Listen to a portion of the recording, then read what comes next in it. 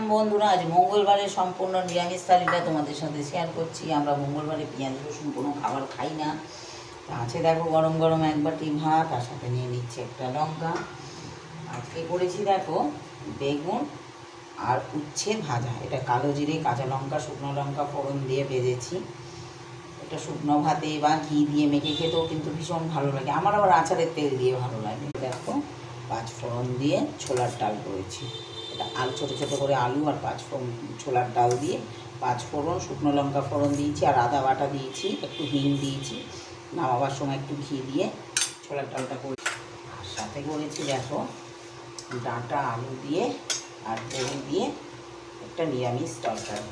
এতে কিন্তু আমি সর্ষে বাটা দিয়েছি, কালো জিরে আর শুকনো লঙ্কা ফোড়ন দিয়েছি, সর্ষে, টমেটো, আদা, লঙ্কা বাটা দিয়ে করেছি। এটা কিন্তু দারুণ লাগে ভাতের সাথে খেতে। নিরামিষের দিনে